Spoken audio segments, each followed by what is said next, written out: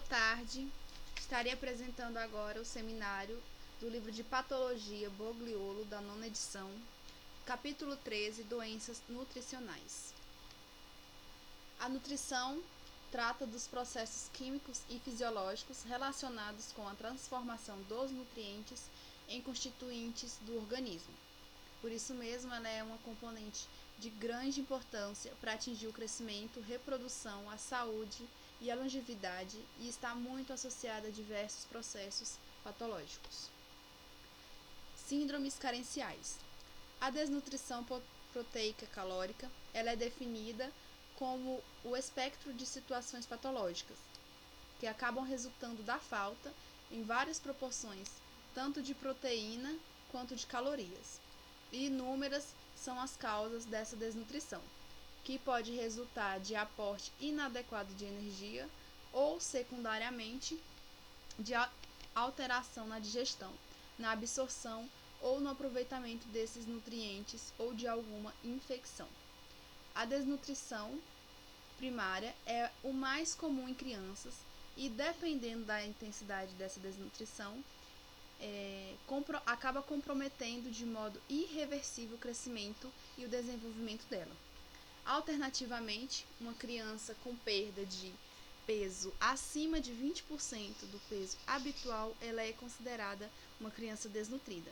E muitas vezes, no entanto, apesar desses parâmetros de peso e altura, eles não são suficientes para diagnosticar essa desnutrição, pois em alguns casos a doença ela transcorre com edema e o que pode acabar mascarando a perda ponderal do peso.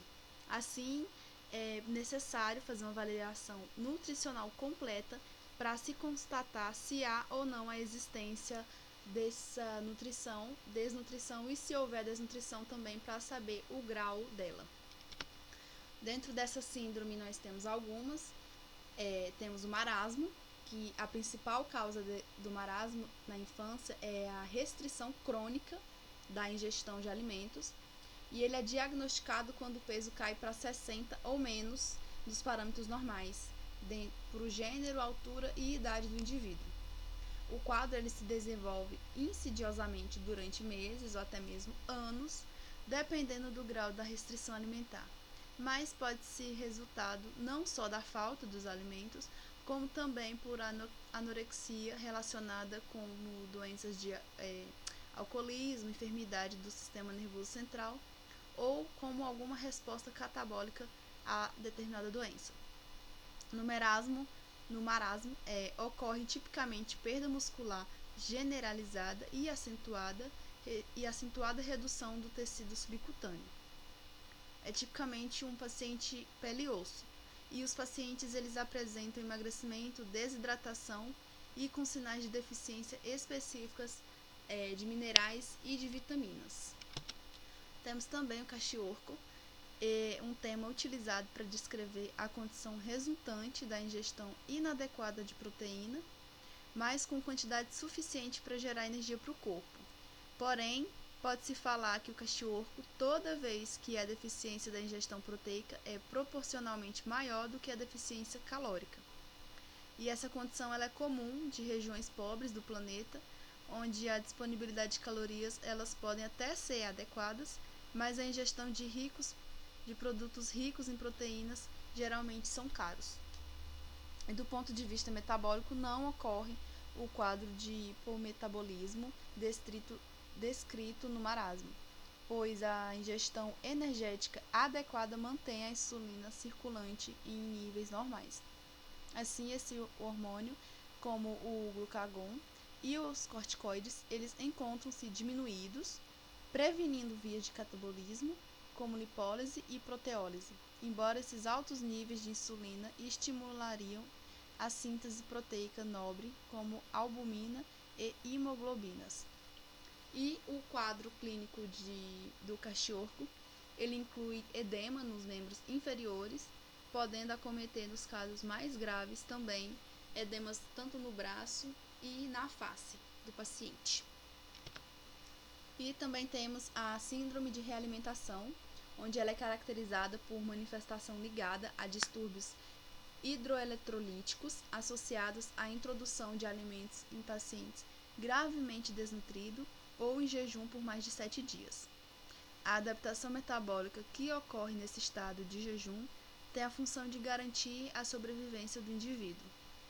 E o jejum ele leva o consumo das reservas de glicogênio e o aumento do glucagon. A perda de gordura e de proteínas corporais acompanha-se na depleção de alguns íons, como potássio, fosfato e magnésio. Porém, esse mecanismo homeostático mantém as concentrações séricas dos íons próximos do normal. Os sinais e sintomas da síndrome de realimentação, elas são variáveis e resultam de mudanças nos eletrólitos séricos e afetam também o potencial de membrana celular, reduzindo a função dos neurônios e de células também dos músculos cardíacos e esqueléticos. Alteração na homeostase de vitaminas hidrossolúveis. A tiamina foi a primeira vitamina identificada e por ser uma amina essencial à vida, a absorção da tiamina ela ocorre preferencialmente no jejum por transporte ativo saturável, ainda que no intestino é convertida em pirofosfato de tiamina, que alcança a circulação e se liga à albumina. O seu armazenamento ocorre principalmente no músculo e a excreção renal. A excreção é renal. A tiamina ela exerce 3 funções importantes no metabolismo.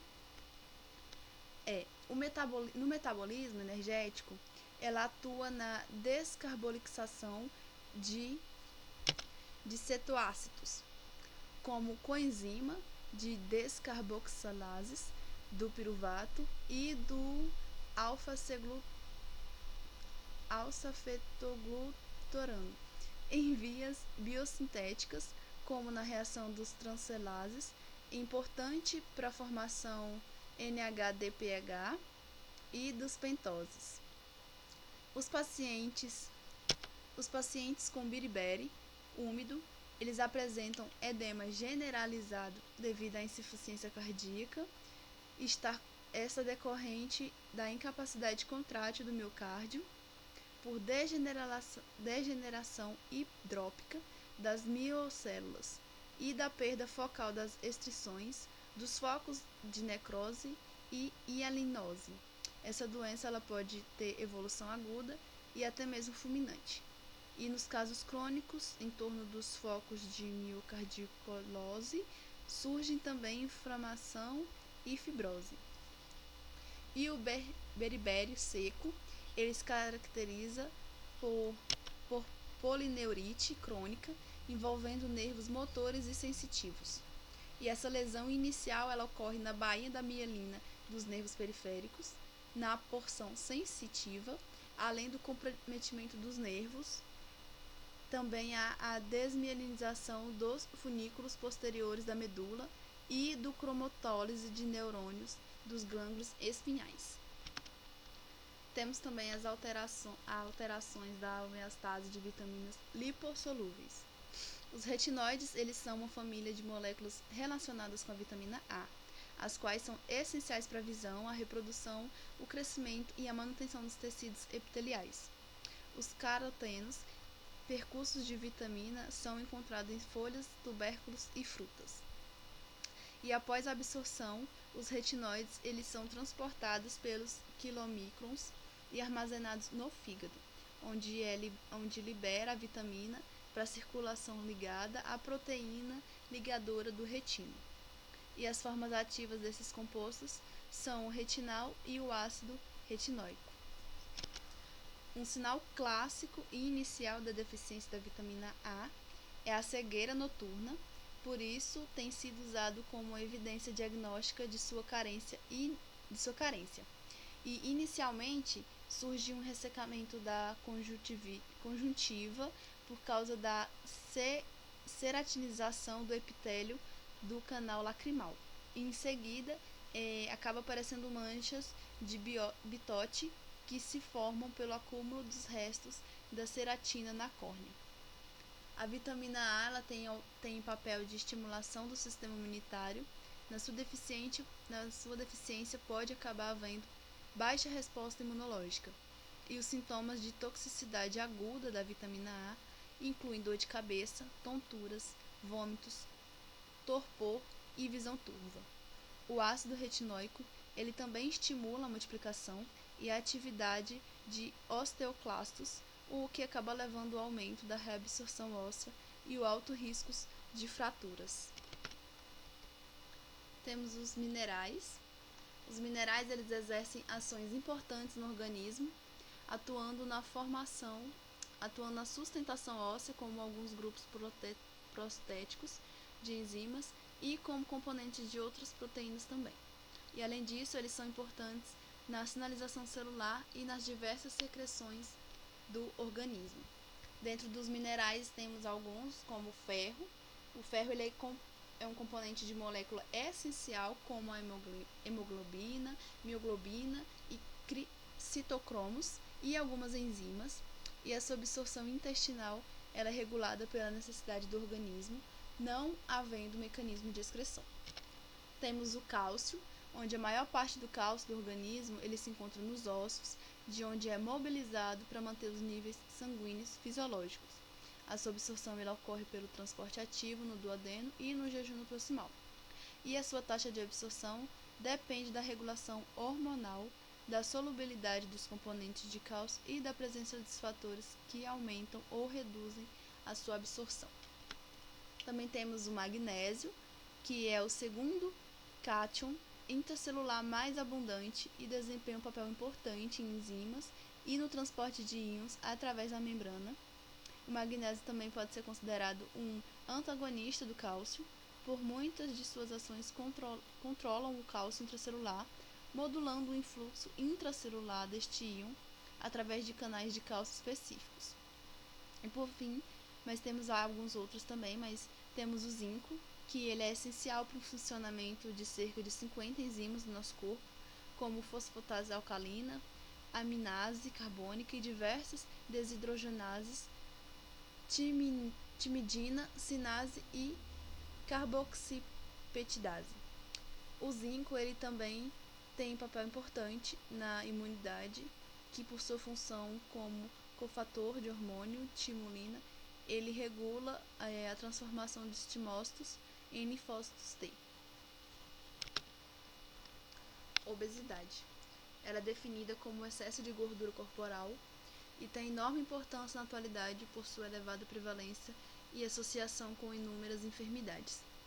As doenças como doenças cardiovasculares, diabetes mellitus do tipo 2 e também hipertensão arterial. A ingestão alimentar e o balanço de energia dependem de uns inúmeros fatores, neurais, endócrinos, adipocitários e também intestinais. Sinais que partem de várias regiões do organismo, chegam até o cérebro e atuam no hipotálamo, que possui grupos de neuropeptídeos envolvidos no processos orígenos ou anorígenos. Dentro da obesidade, a gente tem a etiopatogênese e fisiopatologia, que de maneira simplificada é o exemplo de que ocorre em tantas outras doenças. A obesidade ela decorre da predisposição genética associada a fatores ambientais e também como resultado de uma ampla interação entre componentes do indivíduo e também do ambiente. E tem-se o desequilíbrio energético, em que o aporte da energia é maior que o gasto. Inúmeras condições levam ao balanço positivo da energia, entre elas também o sedentarismo, alterações hormonais, o aumento da ingestão calórica e algumas alterações comportamentais. E também temos a comorbidade associadas à obesidade. O estado pró-inflamatório presente na obesidade, ele promove a resistência à insulina, disfunção endotelial, hipertensão arterial e dislipidemia, fatores que contribuem para o aparecimento do diabetes mellitus tipo 2 e para doenças cardíacas coroniana, acidente vascular cerebral e também para insuficiência cardíaca congestiva. E muitos desses efeitos eles estão relacionados como inflamassomos ativados pelo excesso dos ácidos graxos circulantes. Síndrome metabólica. Ela é caracterizada por distúrbio complexo associado por várias alterações metabólicas e risco aumentado de diabetes mellitus do tipo 2 e doenças cardiovasculares, independente da presença da obesidade ou não. Os principais fatores de risco para o desenvolvimento dessa síndrome são o sedentarismo e dieta rica em gordura e carboidratos, o que acaba contribuindo para duas características clínicas principais da entidade: a obesidade central e a resistência à insulina. Alguns estudos demonstram que existe apenas risco puramente aditivo ao se comparar com os componentes individualmente. Duas importantes organizações da saúde afirmam que a síndrome metabólica não é uma entidade fisiopatológica única, que a sua identificação não tem utilidade clínica e que, por isso, a ênfase clínica deve ser centrada no tratamento eficaz dos fatores de riscos cardiovasculares existentes.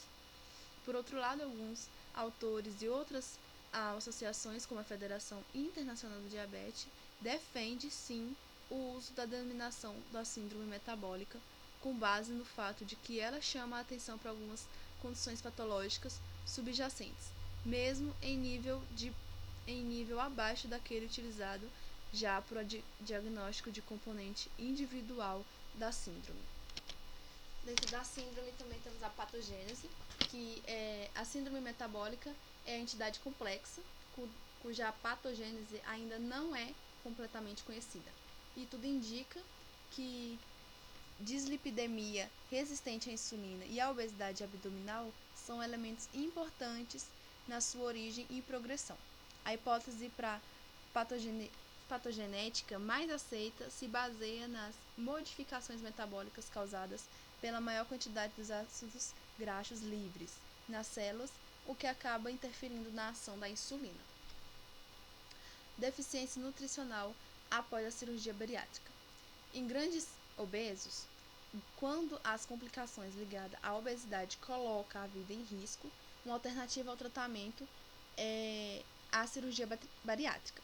Em relação à massa corpórea, a cirurgia está indicada naqueles com o IMC maior que 40, independentemente da comorbidade, o IMC entre 35 e 40 na presença de comorbidade e o IMC entre 30 e 35 na presença de comorbidade que tenha obrigatoriamente a classificação grave e intratável clinicamente feito por um médico especialista na respectiva área da doença. Temos os transtornos de alimentação, que são distúrbios no comportamento alimentar, incluindo a anorexia nervosa e a bulimia nervosa, muito mais comum em mulheres na adolescência ou na juventude, que estão cada vez mais presentes na sociedade moderna, mas ainda com a valorização crescente da magreza como o ideal de beleza.